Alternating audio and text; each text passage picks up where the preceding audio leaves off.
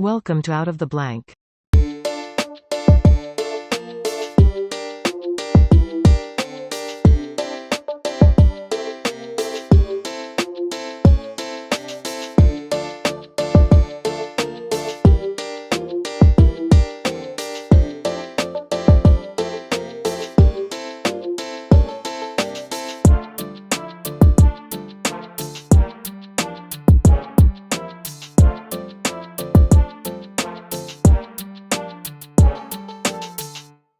Welcome to another episode of Out of the Blank podcast. Here with a special guest. You're going to fill in a giant gap of knowledge that I have about this whole conversation. But Gary, please introduce yourself to everyone out there listening. Hi, my name is Gary Hill, and I've been researching the JFK assassination in the Cold War for 50 years. I was alive when JFK was shot. I was in high school. And even as a high school student, I didn't accept something was wrong from day one. When a liberal kills a liberal for no reason and has no motive, and then is assassinated by another lone nut. And it just bothered me. So I started trying to get any information I could get to find out more. And I thought, well, the Warren Commission will figure it out. It was a huge disappointment. The Garrison investigation, again, the House Assassinations Committee. And documents were very hard to find. There was nothing available. And so I had to, even if a JFK book, now there's millions of them, but very seldom would one come out. You had to wait a year or two and maybe get one book. That Mark Lane was the first one, and so you'd get more and more information. And so over the years, I went to Dallas. I talked to people. I sent the Freedom of Information Act to get documents that I needed, little at a time, and read every book I could find on the subject. And gradually, pieces of the puzzle have come together, and now we know a whole lot more than we did back then. And I think eventually, I'm hoping in my lifetime, which I don't know how much I have left, but I'm hoping that I just want to know now. There was a time when I wanted to solve the case, but now I just want to know what happened for sure. So that's, I was a teacher for 33 years and I'm retired now. I spend a lot of time writing. I have a website, theotheroswald.com, and I have some blogs on different subjects in the assassination up there if you want to go and look at those. I want to talk to you about Oswald. So I want to talk to you about a lot of things, mostly because I think what I was telling you off air is that you can get distracted by a lot of stuff. Me and Paul Blue, when we were talking, he called them kind of like chokeholds that you can kind of get stuck in. I consider them like alternate plans when you really look at how this one scenario really plays out, because you can get distracted by the magic bullet. You can get distracted by the lone gunman. You can get distracted by so many things where people would say, well, that's the most interesting stuff about it. And through my research now, my own investigative research, I'm not an investigator, but just personal research into the history behind JFK's history, the history behind the Bay of Pigs, history behind, everything but Oswald, really. I couldn't find a whole lot because I don't know what's really accurate. But a lot of stuff becomes interesting. And the main question I kind of came to after doing all this research from like the Tippit that was shot and everything, I was like, well, what is Oswald's role in the government wanting to make him this patsy that he claims to be in this video? And it's just you start digging deeper, because when I initially kind of had suspicions about things was when I saw the video where Oswald said he was a patsy and he had a black eye, and I was wondering how he got a black eye. And then I heard that whole story. Now, where I started to have questions was when you look at the record of Oswald. They say that he was this kid that seemed like he was missing love, or like his parents didn't love him a lot. But then I've also seen accounts of his friends saying that, like, his mom cared for him. He was writing letters to his mom. That if you're a kid that's not loved, then why are you writing to your mother? When you're in another country. And then there became suspicions of like, oh, there was a Oswald lookalike. And then there's letters that have came out since then, where I start going, why is this guy being the center of this like act? Why is he, if there's definitely a lot of plot holes that did he kill the president or not? But the government was like an onslaught of trying to deflame his character and make him seem like things that he might not have been. And Paul Blue mentioned this to me. He goes, "Did you see the photo where he's holding a rifle? He's got a revolver on his hip, and he's holding a Fair Play for Cuba committee pamphlet in his hand." And I go, "Yeah." And he goes, "Why would he be holding all three of those things that could incriminate him just like how they want it to be?" And I go, "That makes sense, but also it's in his backyard. Like, why are you doing like you're holding pamphlet? Like, it just a bunch of stuff didn't make sense." So I'm hoping you can fill in some information where I'm missing. Yes. Well, if you read my book, there's a whole chapter on too much evidence, the framing of Oswald. There's just too much. There's two guns. There's two packages to wrap the gun in. There's two jackets. There's two wallets, three wallets. And they had too much. It was too much. The pictures are a joke because you have to know that Oswald owned some very sophisticated cameras, spy cameras, a Minox that he couldn't afford and wouldn't have. And yet he takes this, supposedly Marina takes this picture with a junky box camera with a plastic lens. And Oswald developed his own film. Well, this was developed at a camera store, which makes no sense because he was so cheap, he wouldn't pay to get it developed. He'd develop it himself if it was a real picture. So, I mean, all these things are, he's dead and we can't ask him what happened. Where Oswald comes into the picture and what you're saying is, as far as why Oswald, he was originally part of a false defector program to go to the Soviet Union. His handler was James Angleton, who was counterintelligence for the CIA. No one knew anything about Oswald except Angleton for more than a year. He had no CIA 201 file, which is impossible because he was a defector to the Soviet Union who offered to give up secrets to the Russians, and they had no 201 file on him, which is ridiculous. So the second year, when he came back, they had a 201 file. What they did, they had two separate files. One to show the people or the government or investigator, and one that was privately held by Angleton and his staff.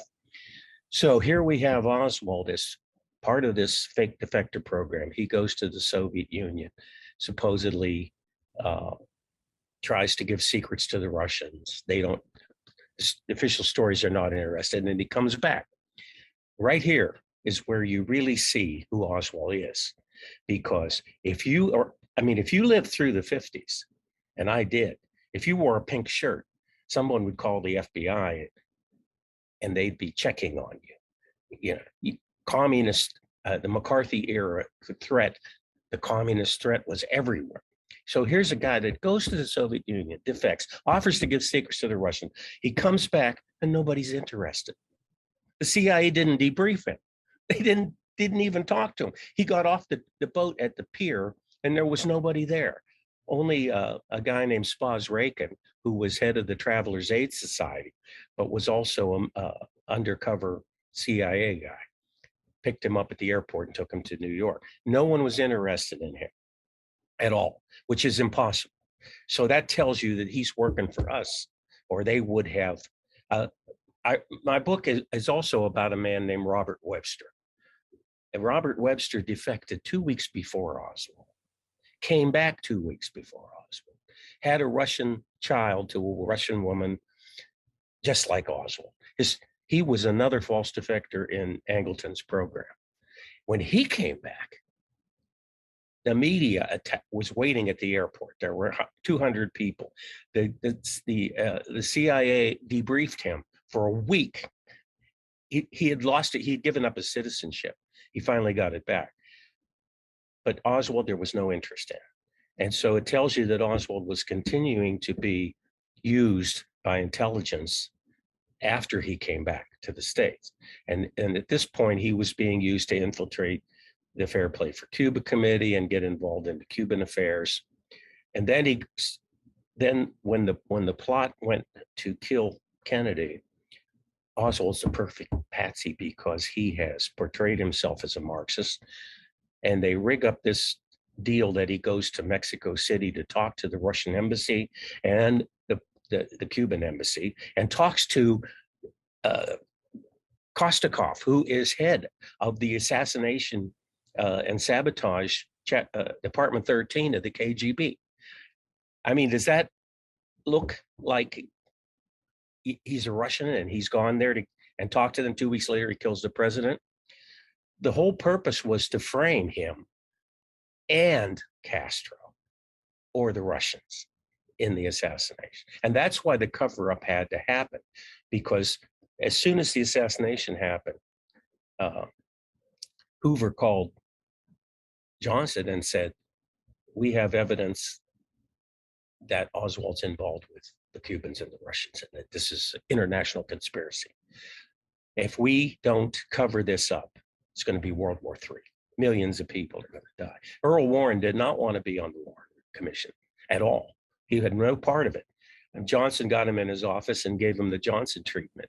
He said, you're a soldier, you have to, if you don't do this, if we don't prove that Oswald was the lone assassin, 40 million Americans will die in a nuclear war.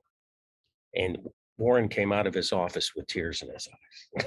And they had already decided, if you look at what the Warren Commission's original outline plan was, to investigate who's Oswald, who's Ruby, nothing about anybody else. It just completely, we've decided that he's the lone nut before they even started the investigation. And there was even a memo from the Assistant Attorney General that said, Nicholas Katzenbach, and it said, we have to stop these rumors. We have to prove that Oswald did it alone. And he sent that to, and Hoover signed off on it, and they sent that to Johnson, and they'd already decided. I mean, you can't explain that document any other way. So what we have here is he was being manipulated when he went to Russia, and he was being manipulated when he came back, and his idol was Herbert Philbrick. Herbert Philbrick was a famous, there was a television show, he wrote a book and he became famous back in the 50s. They had a television show called I Led Three Lives for the FBI. He was a businessman, an FBI informant, and a member of the Communist Party. And that was Oswald's idol. He watched that TV show when he was 10 years old and wanted to be Herb Philbrick from day one. And that's where he was headed in his mind. You know, he'd come out, he'd go to Russia, he'd come back, after it was all over, he'd come out of the woodwork and tell that, I was a spy for the FBI, and he'd go on and write books and talk on TV shows and be famous. And that's what he wanted. That's what he thought. What he thought and what was going on were two different things. So I think if you look at it as a plot to kill Castro, I mean, they were trying to kill Castro. They had this program called ZR Rifle, and the mafia was being used by the CIA, and they were in cahoots, and they had this program to kill Castro, but they failed. Every time they tried to kill him, it failed. So they just turned it around on JFK. So you had the guy that was running that ZR Rifle program was William Harvey of the CIA, and he was fired by the Kennedys. He was a radical Nazi right-wing fanatic, and he was close friends with Johnny Rosselli, and the mafia definitely wanted to get rid of Kennedy too. So we have those two guys working together along with others, and someone just had to push the button because the thing was on go. For 3 years, they were ready. They had French assassins, they had mafia assassins, they had a pool of guys that they used, and the plan was brilliant. I mean, everybody, when Kennedy was killed, the first thing that happened was everybody had to cover their own rear end. The FBI was guilty. Look, we've been following Oswald, and we just let him shoot the president. We didn't even cover the building. We didn't do anything. CIA had to cover up because of Mexico City. Everybody went into cover-up mode to protect themselves. and that's how the Warren Commission got away with Can I what ask they did. I want to ask a couple questions, mostly did they set Oswald up like he was delivering or he was handing out pamphlets at Dealey Plaza when at the time? So this is how No, people he wasn't no, he handing out. wasn't. No, Okay. he handed out pamphlets in New Orleans in the summer of '63. He was photographed and that was all for show. What he did was he went on a street corner, hired two guys to help him, passed out some pamphlets. The media came, took pictures, and they went home. And believe me, in New Orleans, there's nobody going to want it. New Orleans was Cuban and right wing, and there were no left wing. He was the only member of that group, that party, that Fair Play for Cuba in New Orleans. So that was an episode. Then it got him on a radio show where they attacked him. The Cubans and then the right wingers attacked him on this radio show, and he defended himself. And then this all was used against him later after the assassination. They had these, look, here he is passing out pamphlets. Look, here he is on a radio show proclaiming he's a Marxist. And they did all that on purpose to build up his repertoire as a communist and make him look guilty. Well, But the Fair Play for Cuba committee was a CIA. It was created by the CIA. It wasn't like an actual organization. no, it was an actual organization. It wasn't created by the CIA. Okay. And the FBI was after them too. I don't know why they felt so threatened by that group. Came out of New York. The guy that was the head of its name was Lee. His last name was Lee. And Oswald wrote to him and tried to start his own group. And they told him not to. I think they knew he was trying to infiltrate them. And that's what he did. He tried to infiltrate groups that the CIA or the FBI was interested. He was an informant for the FBI as well. At the same time, he was informing they were using him as an informant. At the same time, he was working for the CIA. And so setting him up was perfect. He was perfect patsy. And then the fact that he worked in the school book depository at the time, they changed the motorcade route at the last minute to go past the building. It was like, okay, so Oswald gets a job in the school book depository to kill Kennedy. But the motorcade was going to originally come down Main Street, and they would have been moving pretty fast, and it would have been an almost impossible shot for him. So that the 2 days before the assassination, they changed the motorcade route to go right off Main onto Houston and left onto Elm, right under the building, right under his building. And Oswald couldn't change the motorcade route. Okay, so he's planning to kill Kennedy. He couldn't change the motorcade route. And so not only that, have you ever been in that building? Mm-mm. You need to go there. You need to go. Everyone says that. Everyone says that. You really do. They have a tour. You go up, and they have they've turned it into a museum type thing, the 6th floor, and you stop at each station and you watch videos, and it's all Oswald did it alone. It's ridiculous. But when you go to that window where he was, okay, I don't know how to explain it to you. The building set it facing Houston Street. And so Kennedy came down Main and turned onto Houston and came toward the school book depository.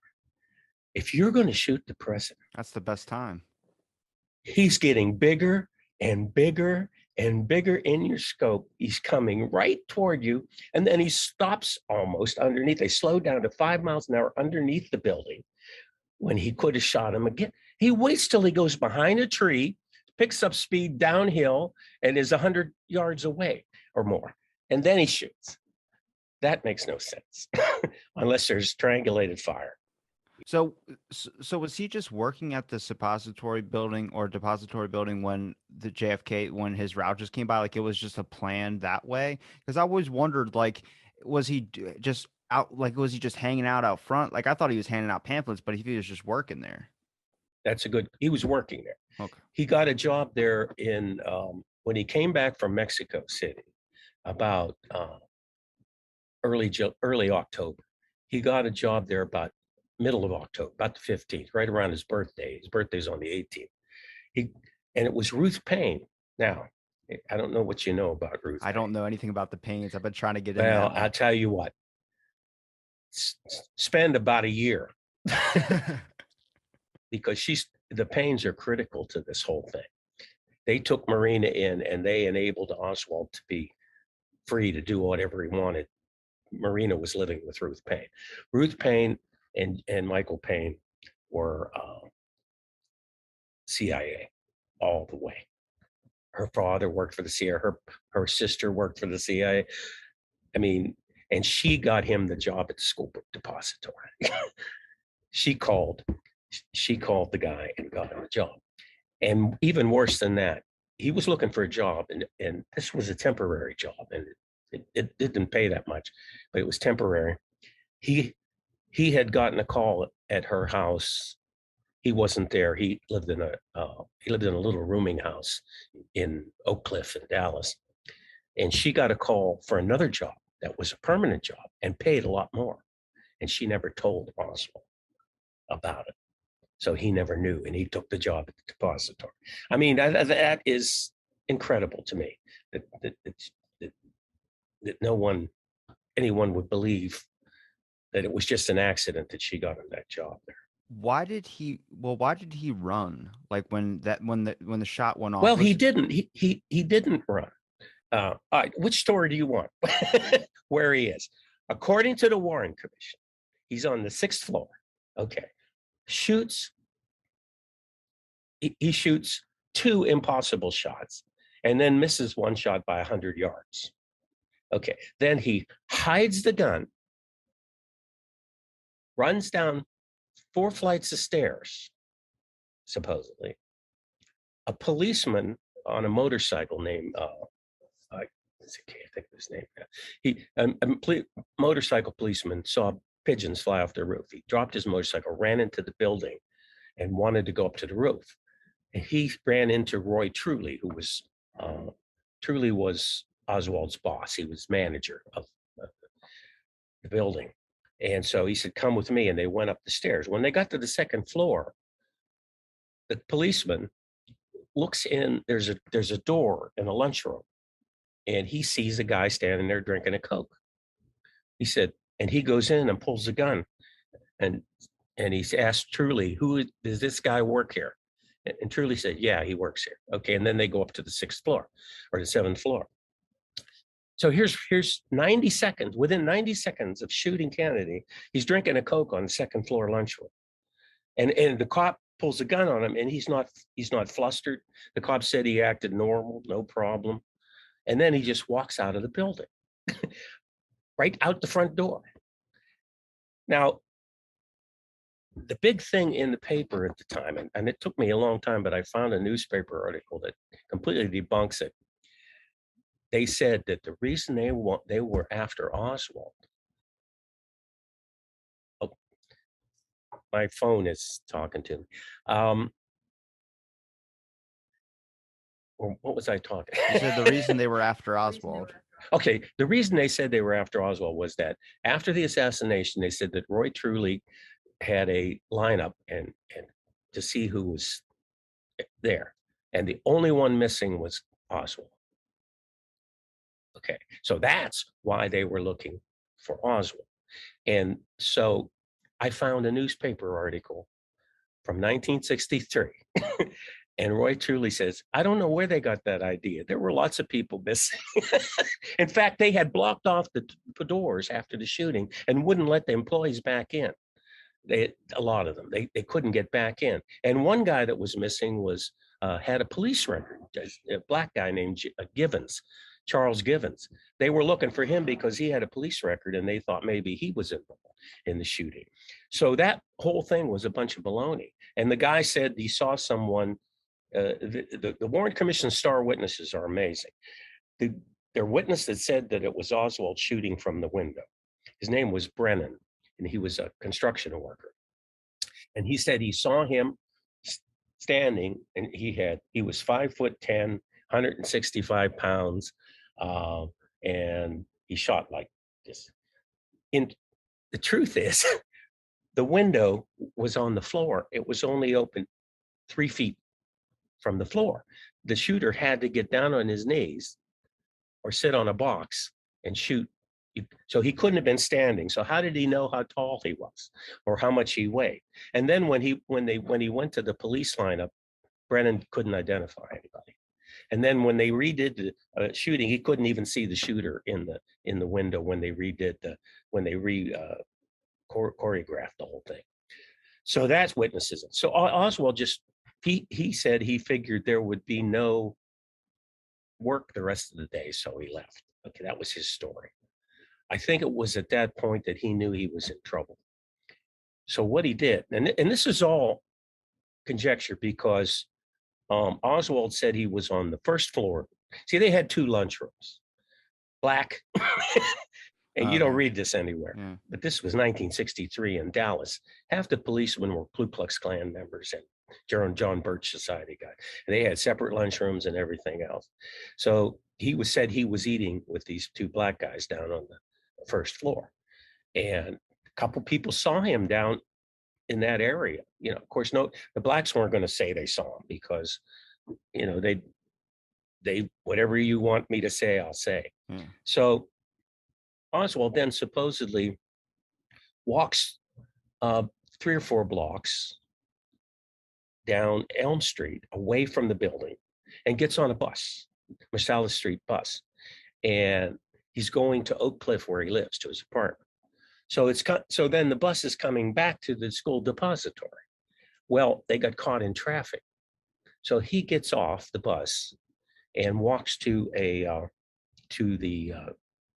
Greyhound station and catches a cab. An old lady wanted the cab too, and Oswald offered it to her. He said, "No, you take it. I can get another one." She said, "No, you were here first." Like he's running away. He's trying to get away. He gets in the cab, and he has the cab driver drop him off maybe 5 or 6 blocks past his apartment. Now, that tells me that he's expecting a trap. So he gets off and he walks back to his apartment, and he goes in and goes to his room. If you have to go, you got to go to that built place. He's got a room that's not as big as this cubby hole here. You could just fit a bed in it. And that was it. So he goes in his room, and there's his cleaning lady that cleans the house is sitting in the living room watching TV, finding out that Kennedy was shot. And she says he was in there about 5 minutes. He came out with a jacket and he had his pistol. Okay. Now, going back, they found a pistol near the school book depository in a plastic bag, just like his. Same gun, same thing. They found 2 rifles. They found a Mannlicher Carcano and a Mauser. So, I mean, there's evidence everywhere. So he comes out and he's standing. She sees him while he's in his room. She sees a police cruiser pull up out in front of the building and beep the horn and then drive away. He comes out of his room. She sees him standing on the corner waiting for a bus. That's the corner of Zang Boulevard and Beckley, which he lived on. And then that's the last she saw him. And she says it was 104. Tippit was killed at 103. Huh?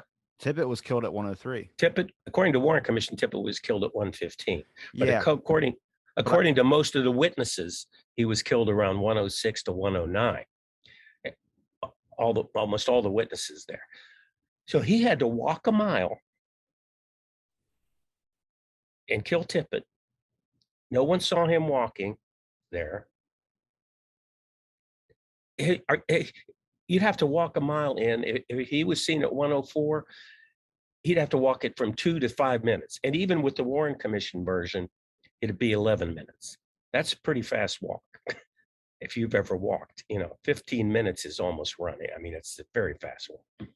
So that doesn't hold up, that he could walk that, that distance in that time and kill Tippit. And there's a lot of other problems. I know Dale Myers believes that he did, but I don't think there's any evidence that Oswald did it. I don't think he did it. Somebody else killed Tippit. Well, And there's a lot of the theories. the witnesses didn't make sense when they did a lineup. They had a bunch of people that were lined up next to Oswald, but none of them were even close to Oswald's description at all. It's like you had one person out of the batch that would fit the description. The rest of them are like kids.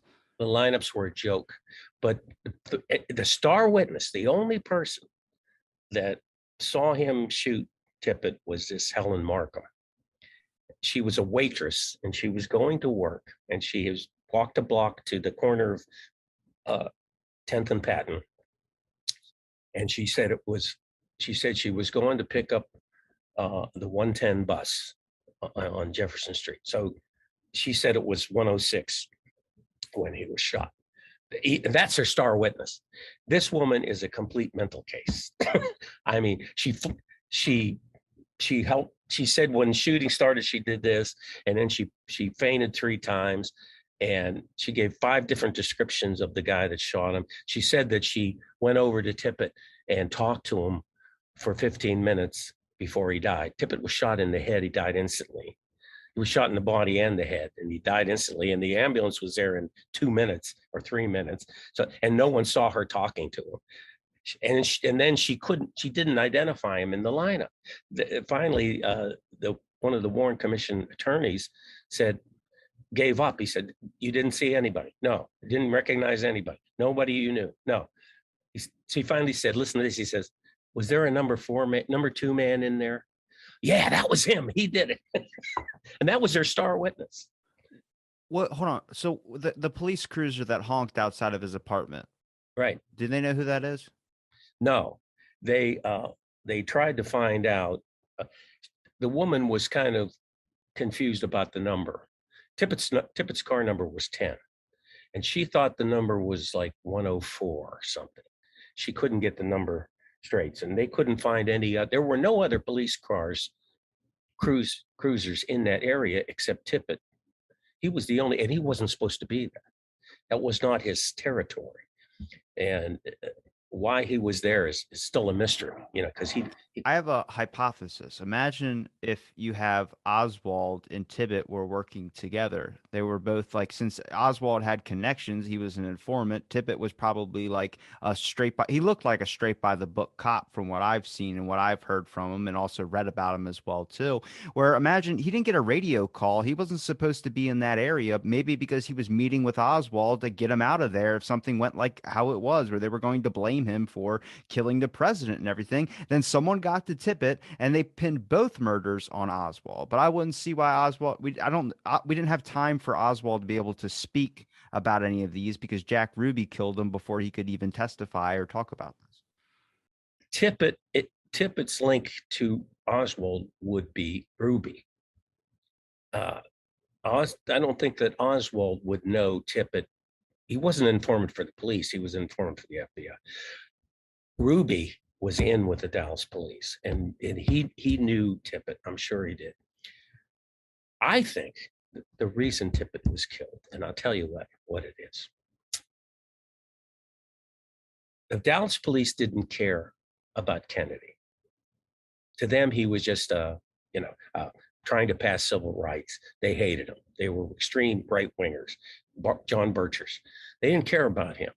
And if Ruby was part of the plot or being used by, he could have been being used by mafioso, by Carlos Marcello, who was the power guy in New Orleans and Texas.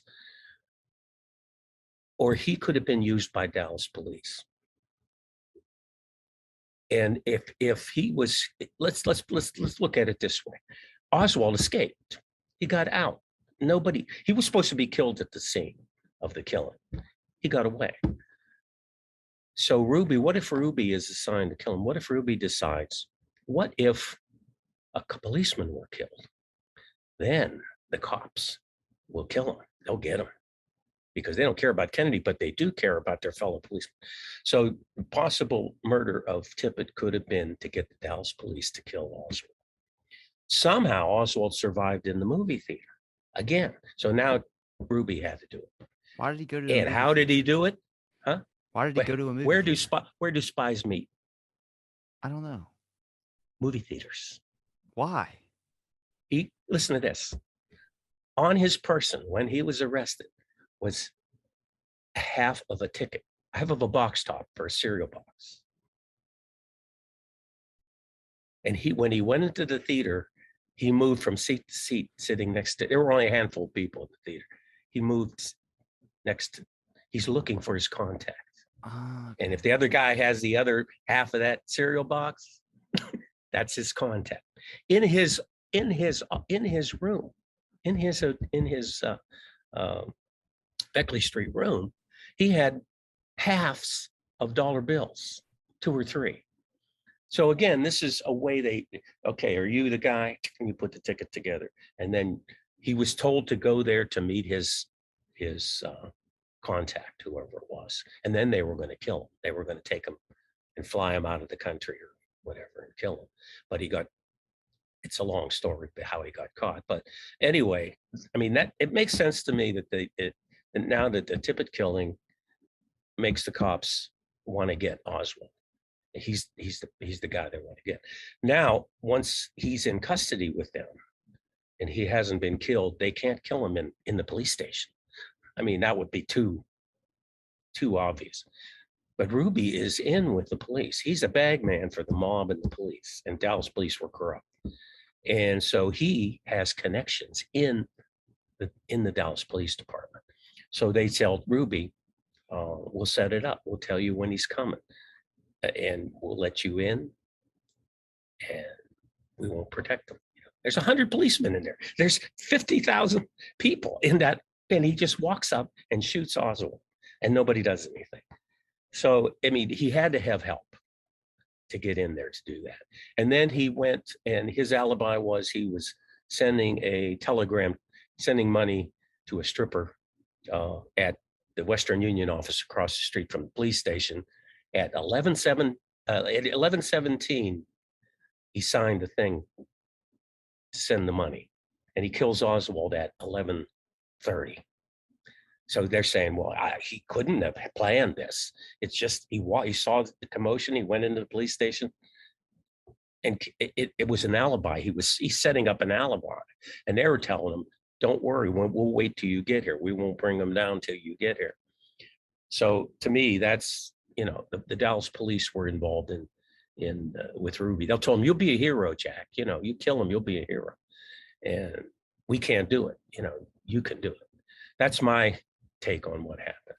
But with Jack Ruby, even I always when I was talking to Paul, I thought, imagine if Oswald had been so revved up or been so kind of like put in a state of paranoia or hysteria to actually try and attempt to shoot JFK, but someone else got there first. Like someone else shot, because there's the lone gunman to me, I just can't go by. It doesn't make sense. The magic bullet, I laugh at in so many different ways. But Jack Ruby, I go, they probably had backup plans. Like if the government's gonna plan to kill the president, you don't just do one shooter, you get multiple. You got to make sure that in case one fails, you're still gonna get your man, right? It's like having any other plans. These chokeholds are multiple different plans. So I go into this aspect of like, all right, Jack Ruby was told he was probably going to get paid off. He was going to get all this credit and look really good in front of the mob. Because to me, the type of character he looks like, even though he's mob connected, he seems like one of those where you slap him on the back of the head, like, Jimmy, you messed up. Like he's that type. Like he's the guy that's the bozo of the group. But he wants power. You want this like type of thing. That's why it's a photo of him in a strip club or owning the strip club. He's like has his feet up on the table. That looks so fake where I'm like, he's trying to act the part he doesn't fit. Where I go, imagine if he tried to kill the president and he was going to get all this credit for killing the president. He's going to be respected by the mafia people and he was going to get paid or whatever by the government. It doesn't matter. But then someone else got to him first, or someone else got the credit, for instance. And then you have Oswald being the patsy. So this guy's going to get a credit. So instead, he goes and pulls the hero card and kills Oswald. Well, I think you're right. He was an egomaniac and he loved publicity and to be important. That's why he was a Fauci of the 60s. Yeah. But by the same token, I think he was blackmailed or forced to do it. If he didn't get it done, he knew he was dead or his family would be punished. You have to realize too that Ruby was involved in gun running to Cuba. He had been in Cuba when Traficante was in jail there, and he visited him. So he's got a lot of connections, and he didn't want that gun running thing to come up at his trial. He told his lawyer that he was afraid of. I hope they don't find out about this guy named Davis who ran guns with him and all this stuff. So he was involved, but he was a low-level guy. The reason they picked him to kill Oswald was because he had connections to the Dallas police. He's the only one that could get in there and do it. So they had no choice. I mean, they couldn't send a hitman into the police station and get away with it, but hey, old good old buddy Jack, we all know Jack. He walks in anytime he wants. And he stalked Oswald that whole weekend. He stalked him. You can see there's a famous, at midnight on Friday, they had a press conference in the basement of the Dallas police station. And all the press is there. And here's Jack Ruby standing on a table with glasses on and a notepad like he's a reporter, pretending to be a reporter. And Henry Wade, I think it was Henry Wade. Yeah, he was holding Oswald and they were asking questions. And Henry Wade says, yeah, he's a member of the Free Cuba Committee, Oswald. And Jack Ruby corrects him. Wait, Henry, no, that's fair play for Cuba. Yeah, how does Ruby know that? Because fair play for Cuba or Free Cuba Committee is the opposite. It's anti-Castro. They didn't want to free Cuba from Castro. So he had it, backwards. And so, I mean, the sad part is that what Ruby did is worse than killing Kennedy because he silenced Oswald and we'll never know. He never had the trial. He never got to go to trial. We never found out what was really going on in his head, I mean, he's not an innocent guy. He knew what was going down. He wasn't the killer. That gun wasn't even fired. His rifle was just planted there. And they never even believe, listen to this. They never tested that rifle to see if it was fired there. Yeah, they didn't check for fingerprints, but I wonder how. Oh, they did check for fingerprints. Okay. That's another story. Okay. The Dallas the police crime lab checks the rifle all day. They have it all day. No fingerprints. They send it away to the FBI lab. And the FBI, amazingly, now you understand that in 1963, it was not a federal offense to kill the president. It was a local crime, a local murder. The law changed after that. So Johnson has the FBI, Hoover, they call up the Dallas police and said, we want the FBI to take everything, all the stuff, which was illegal to begin with. And so they agreed to it. They take the rifle and they take all this information. They take the rifle to the most sophisticated laboratory in the world, the FBI laboratory in Washington. They check the gun all night, no prints. They send the gun back to Dallas. The guy that was in charge, the guy that checked its name was Day. And he takes the gun that night. And he finds a fingerprint under the stock, not on the gun. You take the stock off and there was a fingerprint of Oswald there that he found. Now, even when the Warren Commission was doing their investigation, they thought that was fishy. And they finally, a couple of the Warren Commission lawyers wanted him to come and testify under oath again. He refused. And they didn't push it. They let it get by. And here's how that happened, I think. There's an interview, you can probably find it on YouTube. This guy named Grody was with the Undertaker that did Oswald's that autopsy? Embalmed Oswald. No, not the autopsy. After the autopsy, he embalmed Oswald. Okay. He was at his funeral parlor, I think it was Friday night or Saturday night, 2 a.m. He gets a knock at the door. These guys in suits. He didn't know, are they FBI, CIA, who they are? He didn't know they were. They had credentials. They flashed. They wanted to be alone with the body. So he let them be alone with the body. When they left, Oswald had ink on his hands. So You know what that means? They lifted fingerprints from Oswald's hands at the funeral.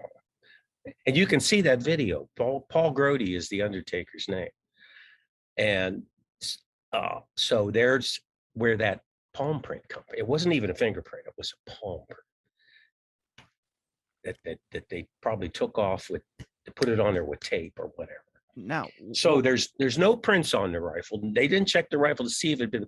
When they went to test fire it, the scope was for a left-handed person. Oswald was right-handed.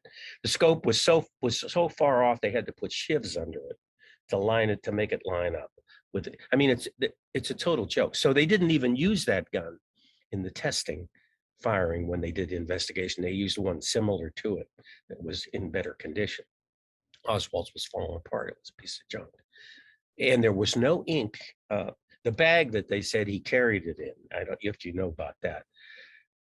They had these wrappings in the depository that they wrapped book boxes in and shipped. They even had their own meters. They put the postage on there. So the Warren Report story is that Oswald took a piece of this and took it home with him and wrapped the gun in it and took the gun to work that morning, the assassination, in this, and left the paper there. But the paper they found didn't have any oil on it. I have a Manica Carcano, and I have a bag I keep it in, and that bag is just covered with oil from the rifle. If you keep the gun clean and oiled, it gets all over the paper. It wasn't. After the assassination, a dead letter at a dead letter office in Irving, where Paynes lived, they find the same kind of wrapping addressed to Lee Harvey Oswald at an address that didn't exist, Nassau Street. They find this. It's in the dead letter because that's the wrong address. Someone sent it to Oswald before the assassination, and they didn't find it till after the assassination. So why is someone sending him, or why would he, or did he do it himself, send himself a wrapper to wrap the rifle in that didn't even get to him in time for the assassination? And this is the kind of stuff that drives you out of your mind as a researcher. You find, and a lot of stuff is dead ends on purpose, like you said. And what you were saying too, I wanted to bring this up before, about being different plans. Did you read about, there were, in November, there were 3, at least, plots to kill Kennedy. Exactly a lot. Okay, in Chicago on November 1st, Kennedy was supposed to go to a football game, Army Air Force football game with the mayor Daley of Chicago. They uncovered this plot to kill him. The FBI in Washington called the Secret Service in Chicago and said, there's these Cubans, there's 4 Cubans, and they're planning on shooting the president when he gets off the freeway. Okay. And guess who the informant was that sent that? Ruby. His name was Lee. Oh, wait, I know this. Yeah. Paul Blue was telling me about It was this. Oswald. Yeah. But anyway, so well, they go and they watch, this woman calls them up and says, there's these 2 Cubans staying in my apartment building, and I saw 4 rifles on the bed. So they come, and there's 2 other Cubans are visiting them all the time. So the police come and they arrest. No, the Secret Service arrests 2 of them, but they can't pin anything on them, so they let them go. Meanwhile, a cafeteria worker calls and said there's a guy that says he's going to shoot the president that comes here for breakfast every day. So a policeman comes there, and sees the guy and talks to him. And the guy is mentally ill. He's an ex-Marine who worked in Japan at a base like Oswald. All the same story, except he's right wing. He's a Bircher. So this guy has rifles and ammunition, and he works in this warehouse right where that freeway ends. And there's a hard right turn where the motorcade would slow down underneath a warehouse, like Texas School Book Depository. And there's a nut that works there who's got rifles and guns. So they arrest him. They canceled the trip. Kennedy doesn't go. On a week or two later, he's supposed to go through Tampa. And they find another word of another plot. And there's a hotel. The motorcade has to slow down and make a left turn under this hotel. And there's a guy working in the building who is a member of the Fair Play for Cuba Committee. He's a Cuban. His repertoire and Oswald's read like the same people. Everything about them is exactly the same. They had a huge protection, and he wasn't shot in Tampa. Then he goes to Dallas, and the same scenario, building with a hard left turn with a nut in the building to take the blame, and probably 4 shooters like in Chicago that are really experts that are going to do the killing, and this guy's going to take the rap. And that's what Oswald was. There were 3. The guy's name was Thomas Vallee, and the guy in Tampa was named Gilberto Lopez. And in fact, the FBI was looking for him. He was in Dallas on November 22nd, Lopez. And he went straight to Mexico City and then to Cuba the next day. So they were looking for him right after the assassination. He was one of the people that they suspected as being involved in a plot, against him. So here they couldn't miss. They didn't get him in Chicago, they'd get him in Tampa. If they didn't get him in Tampa, they'd get him in Dallas. And even in between Dallas and Tampa, he was supposed to go through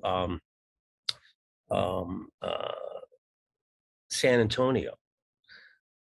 And listen to this. This motel in San Antonio, a guy comes in with a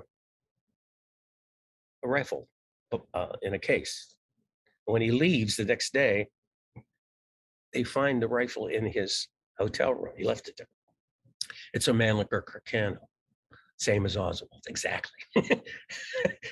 So what do you make of that? I mean, if he'd gone through San Antonio, maybe that guy would have been the patsy. And the guy was a member of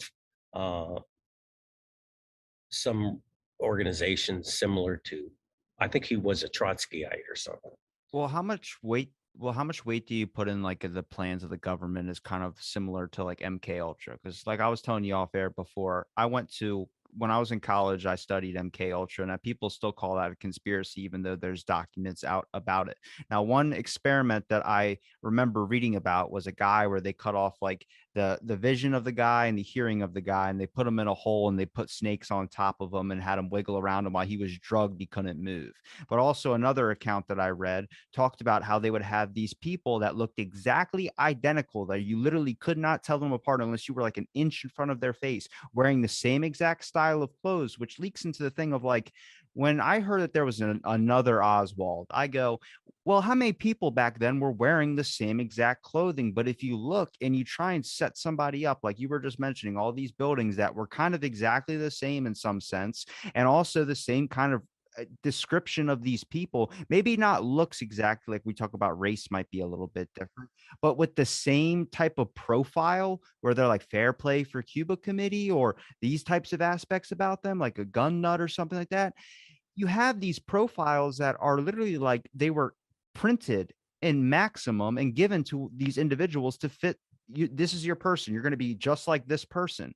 So then they can do types of operations like this. I mean, how many people during Tippit's murder, for instance, they said, well, the guy looks similar to the guy who's in the witness lineup. Well, hang on a second. Is it maybe not eyewitness testimonies being the issue? Maybe it's the fact they have a bunch of people that are like plants that are meant to set up. So you go, oh yeah, I saw him at that diner shop at 2 p.m. Well, that's not true because he was across the street. Oh, well, that was another plan. It was kind of like a, what do they call it? An alibi. Yeah.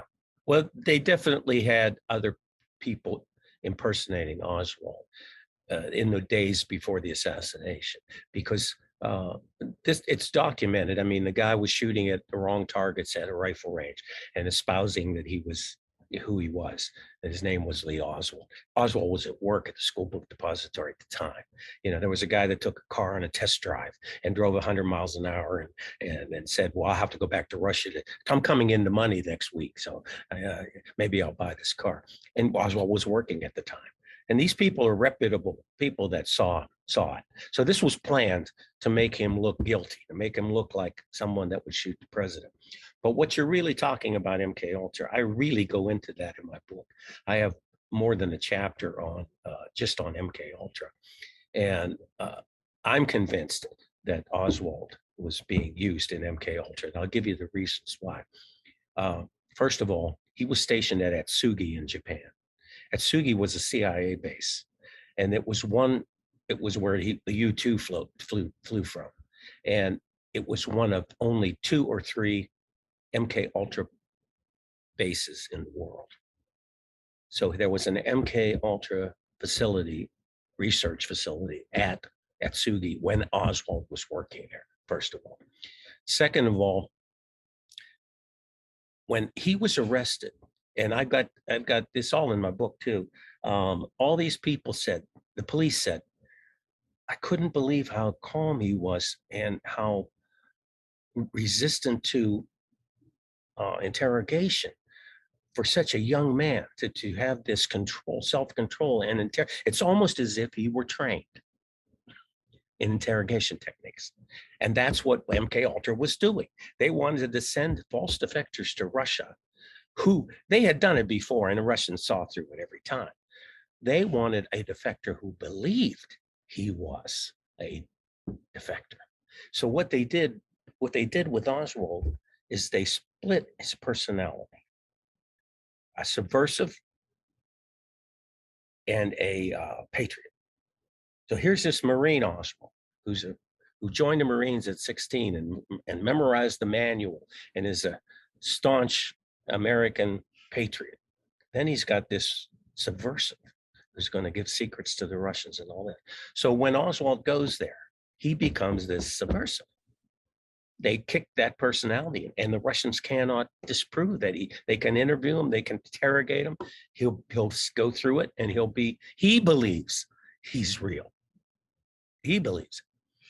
Then when he comes back, they tap into the other one, the other personality, and he tells them everything that went on. Sleeper agents. As a patriot. Yeah, and they were doing that to Robert Webster, I believe. Now, I mean, that's the purpose of MKUltra. That's what they did, and I have a whole chapter on it. And believe me, read it. The research that I did, I went and looked all through the history of MKUltra and the doctors and the books that were written about it and what the doctors that were actually working on the program said, and then I applied it to Oswald to show that fit like a glove. I think and what Marina said about Oswald, you know, it fits perfectly with what they. I think people always, when, like, especially when you talk about something like that, people always go, there's no way. And I'm like, well, just look at how they did it in the pandemic as well too. Like with masks, immediately you hated someone if they weren't wearing one and you were. Sure. Like it's all programming.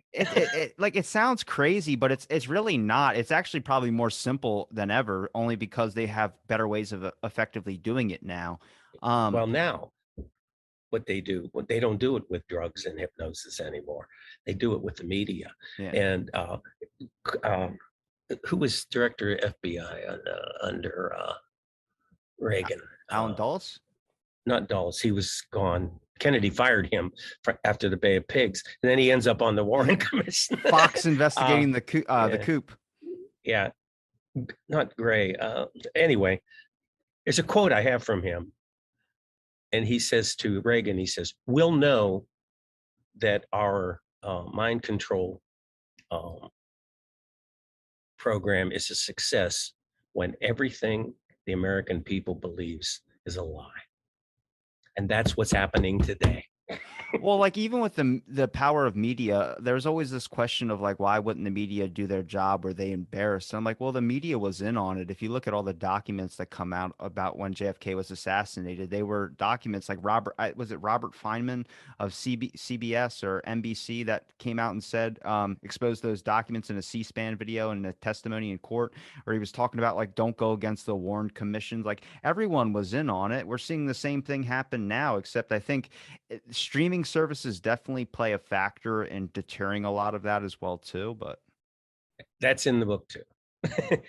In 1950s, the CIA had a program called Mockingbird. It was uh, Wise, Weisler, Whistler, I guess, was in head of it. And what they did was they approached the media, and who they approached was Phil Graham of the Washington Post was the first one. And what they did was they went in and they wanted control to media. So what they worked an arrangement with Graham and then gradually other newspaper publishers got involved in it. And what it amounted to was they had a presence in all those networks. And if you were a reporter, they would give you information ahead of everybody else, and you'd get the top story. But it was the CIA's version of everything. And if you didn't cooperate, if you came out with something like Garrison would do, where he attacked the Warren Commission, then they go after you and they ruin your career. They'll frame you for being involved in some illegal thing or something. They did that to Cyril. They did that to Jim Garrison. They did that to Cyril Wecht, and anybody that came out against them, they go in and they defame them. So what they did was, starting in the middle 50s, they started to get control of the media, and that was Mockingbird. And Mockingbird would only there's a great article by I think it's Bernstein of the Washington Post that wrote the Watergate articles. He wrote an article in Rolling Stone about Mockingbird, and he exposed it. In other words, the CIA is telling the media what to print, what they can print, what they can't print, what version to believe. And that was kicking in 63 with Oswald. He was found guilty in the media, and it was Time Life magazine.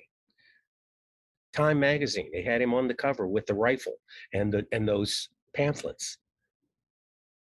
On the couple days after the assassination, they had that on there, and that convinced people he did it right there. So the media convinced, and then listen to this. Here's what else they did. C.D. Jackson was head of Time Life publishing. He was an ex-CIA guy, and he was also a liaison to the CIA, and they were involved in this Mockingbird thing. Who bought the Zapruder film?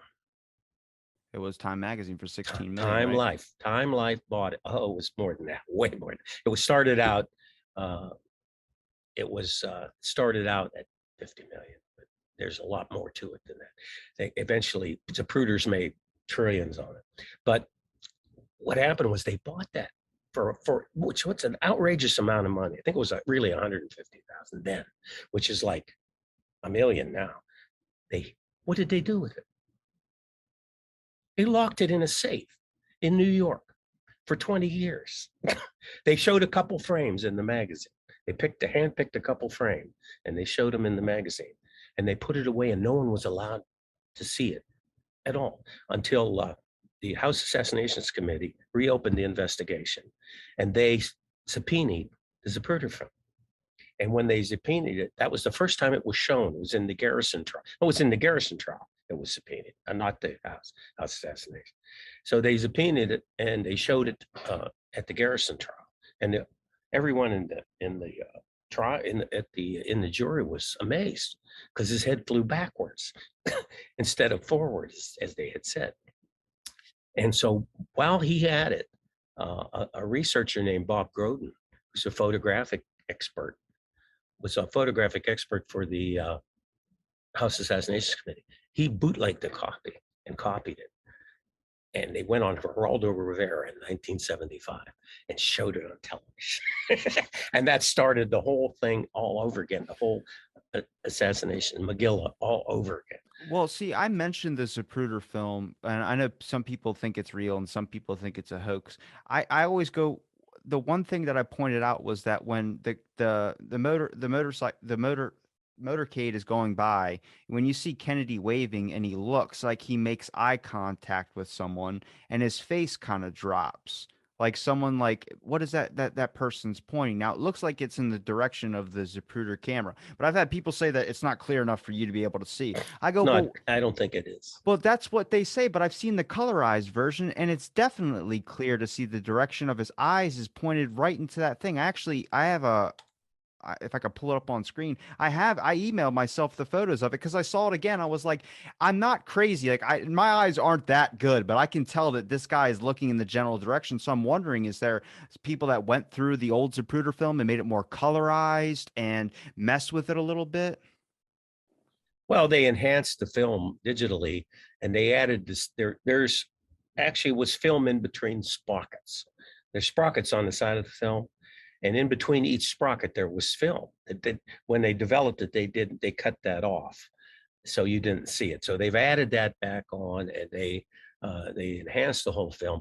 Whether it's been tampered with, I don't want to get into that. I mean, I guess the only place that I could see where it was really tampered with was everyone that was there said that the motorcade stopped after the first couple shots, that the driver absolutely stopped the car. And then after the headshot, he took off. And that's not in the film. It doesn't. And if there was a splice in there, that could be part of it. But the fact that the head goes backwards means that the shots came from the front. I don't care what you talk about jet effect and all that. That's BS. Well, all The right. shots came from the front. I'm showing this because this is what I keep seeing, and Okay. everyone keeps saying I'm crazy. Look Okay. at that. That's I a don't see it. Oh, there it is. Okay. that's 100% a guy looking at the camera. His face dropped in both of these. In both of these, one's Well, that's not the Zapruder film okay. I don't know what this is. What I'm mentioning. because Zapruder was never that low down. Zapruder was up on a pedestal, and he never got a shot. The only time Kennedy would have been looking straight ahead at him was after he was shot, So is and that he's fake not. that I'm looking at? It's if it's part of the Zapruder film, it's fake. It's not. That could have been taken anywhere in the motorcade. Someone else could have taken that picture. That's what I'm saying. It's That's when not in there. he goes from waving, and then as soon as he makes eye contact with Yeah. whatever these But photos that's came not from. the Zapruder film, so that wasn't in Dealey Plaza. Okay, okay. I don't. He just looked like. Then that means he was already aware that someone was trying to assassinate him again. No, you have to look at the Zapruder film again and see if you see a shot like that. It's not there because when he's up on this pedestal and he's shooting Kennedy's coming toward him, and when by the time he gets to the freeway sign, he's been hit, and then when he comes out of from this freeway sign, he's like this. He wouldn't be looking like that. Well, yeah, he's like this. The one I saw was like he's covering his throat because like a bullet just. He's doing this. I'm not convinced that he was hit. He was hit in the back. Hands like this. See, yeah, I don't. Everyone, I see this. Everyone's so different on that. I don't know. Well, that's it. But the first shot hit him in the back. Yeah, I know that. Down. Yeah, because you see. How does that come out here? How does it come? That's what I don't believe. But I've heard people explain the magic bullet, and it's like I'm smoking crack or something. I'm like, what the hell? What would you do? What would you do if you were hit in the back? Oh. No, you would go forward, but the thing is when he goes forward. Well, no, you would do this. You would do this if you were hit in the back. I would think you would. Well, here's the way I've been described to it was that he was hit in the back, which is where he goes forward. But also when you see him go like this, like that, they talk about like a bullet that hit the front of the windshield and a fragment of it went into his throat. That's how you get the hole in his throat where they did a tracheotomy. The biggest mystery of the whole assassination is what that hole in the front was, where it came from. The doctors at Parkland Hospital said it was an entrance wound because it was very small. Mm-hmm. Okay. So if he was shot from the front and hit in the neck first, well, it hit the windshield. What happened was hit the windshield. Well, this is from David. This is from David Manson. Yeah. Okay, that's possible. I just don't want to fudge up his. Everybody has some different opinion on it. The guy that wrote 6 Seconds in Dallas thought it was a fragment of the headshot that came out his throat, or a fragment of bone from his headshot. But The problem was that the autopsy never looked into that. And the reason is they didn't know it was a wound. What happened when he went to Parkland Hospital, they opened that up and made a Tracheotomy. tracheostomy. Yeah. And so they had this big tracheostomy thing, and the doctors at Bethesda didn't know that was a bullet. They found the one in his back, and that one, they only stuck their thumb in it and said it only penetrated that far. Well, okay, so with like the way that And they he never checked this. yeah. Well, hold on.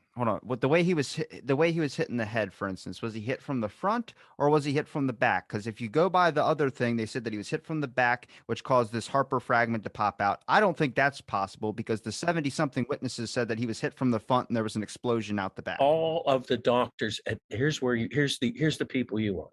Our doctors at Parkland Hospital saw him first. They all said there's a big hole in the back of his head. Okay, thank you.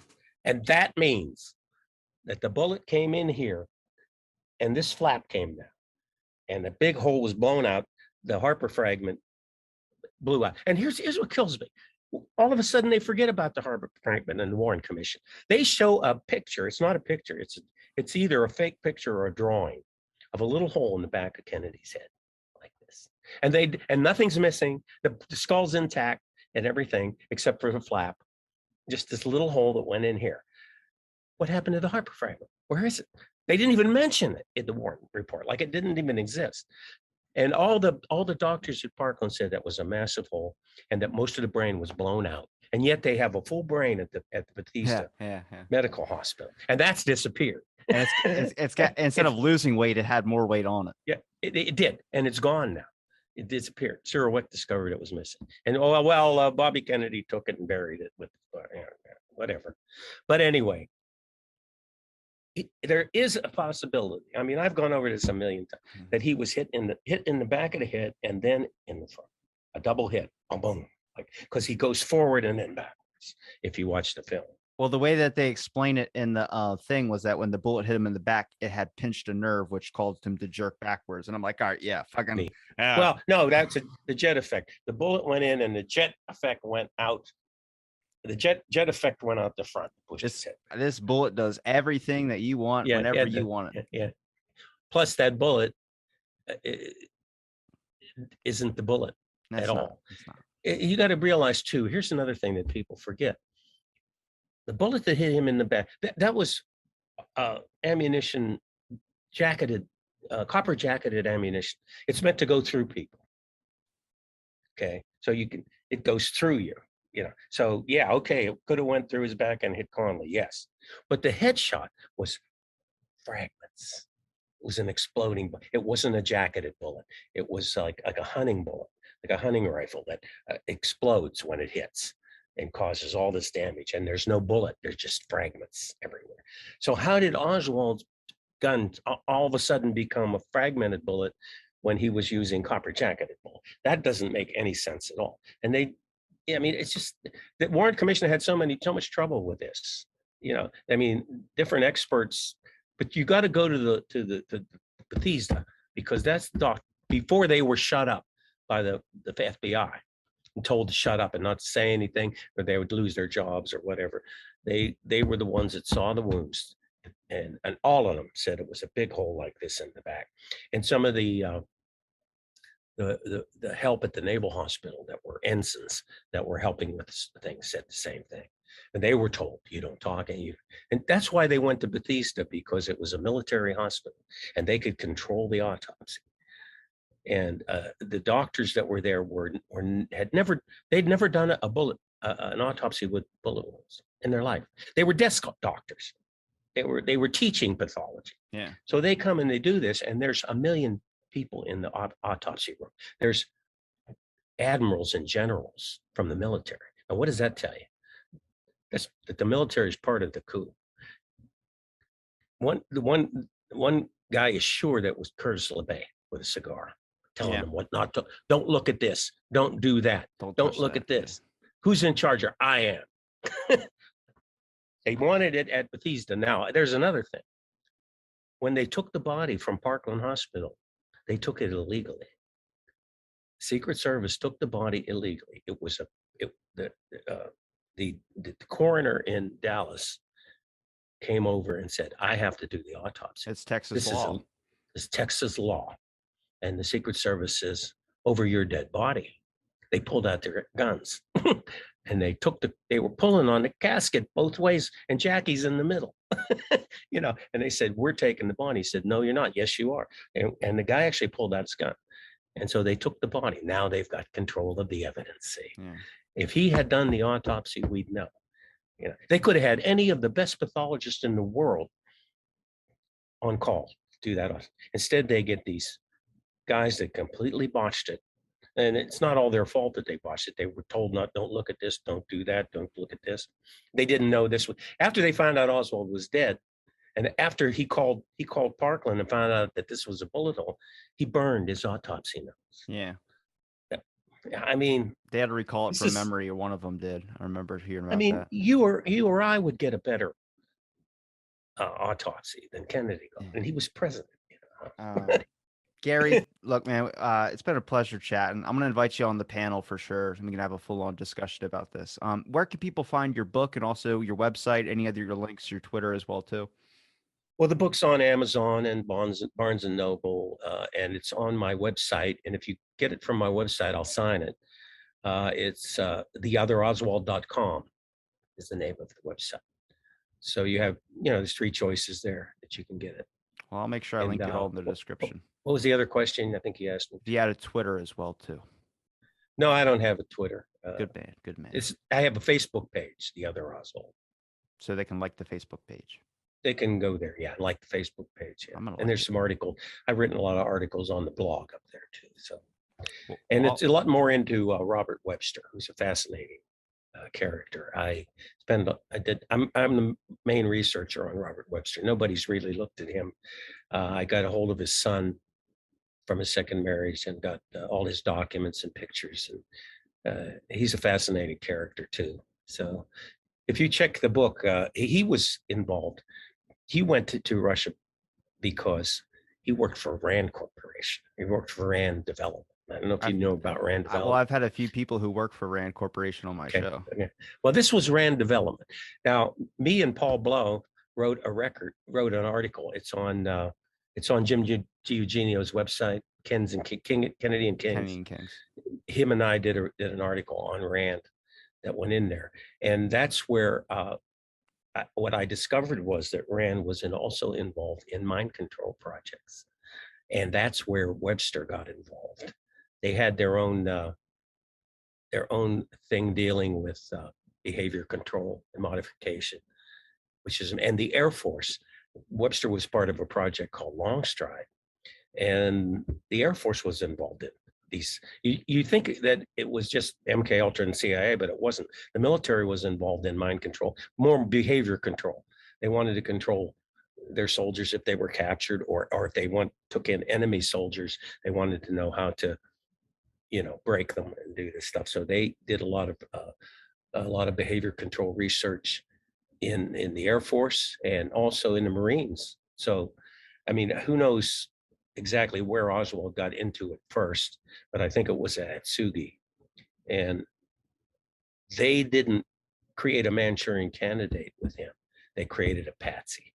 Yeah. And it was perfect. It was perfect. I mean, he when they caught him, the police, they couldn't get anything out of him. He was programmed not to tell anything. So I don't know what would have happened if he'd have been in trial in the court, if they'd have been able to, like Sirhan. Yeah. Sirhan doesn't even remember that he shot, that he was most definitely a candidate for MKUltra for he was a patsy too. You're gonna have to come back on and talk about it. Yeah, he shot from the front, 6 feet in front of Kennedy. The bullet that killed Kennedy was fired point blank and in the back of his head. Yeah. Now, come on. I know. I'll have you back to talk about Bobby Kennedy. I got to finish JFK before I go into RFK.